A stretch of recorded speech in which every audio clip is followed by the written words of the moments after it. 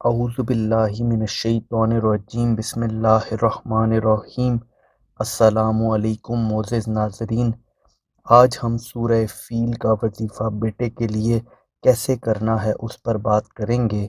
ہمارے بہت سارے بہن بھائی صرف یہی جانتے ہیں کہ سورہ فیل کو صرف دشمن سے جان چھڑوانے کے لیے پڑھا جا سکتا ہے، مگر دشمن سے جان چھڑوانے کے علاوہ سورہ فیل کو ہم اولاد اور خصوصی طور پر بیٹا ہونے کے لیے بھی پڑھ سکتے ہیں۔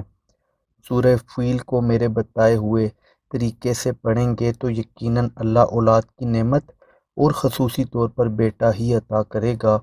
بیٹے کی خواہش ہونا ہمارے معاشرے میں عام بات ہے، جس کی وجہ سے بہت سارے سسرالوں میں اس مسئلے کی وجہ سے مصیبتیں پیدا ہو جاتی ہیں۔ بے شک اولاد ہونا، بیٹا ہونا، بیٹی ہونا اللہ کے ہاتھ میں ہے، لیکن اللہ سے اپنی خواہش کے مطابق اولاد مانگنے کے مختلف راستے بھی ہیں۔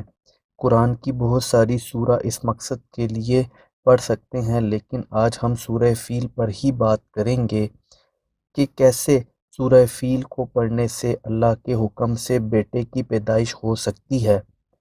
ایک بات یاد رکھیں کہ وظیفہ کو آپ جتنے یقین، شدت اور خلوص نیت کے ساتھ کریں گے، یہ اتنا جلدی اثر کرے گا۔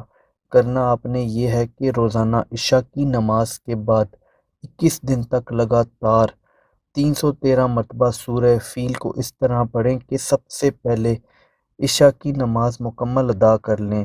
جب نماز سے فارغ ہو جائیں تو 2 نفل حاجت کے ادا کریں۔ اس کے بعد درود ابراہیمی کا 3 بار ورد کریں۔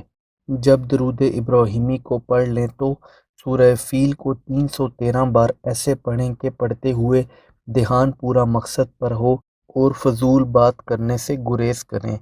اس کے بعد 3 بار درود ابراہیمی کا ورد کریں اور دعا کریں کہ اللہ آپ کو بیٹے کی نعمت سے نواز دے، آمین۔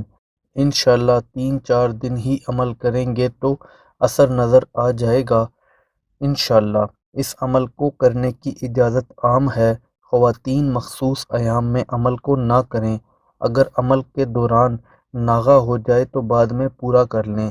اس عمل کو میاں یا بیوی خود کریں، کوئی دوسرا شخص اس عمل کو آپ کے لیے نہیں کر سکتا۔ ویڈیو پسند آئی ہو تو ویڈیو کو لائک کر دیں، چینل کو سبسکرائب کر دیں۔ اللہ حافظ۔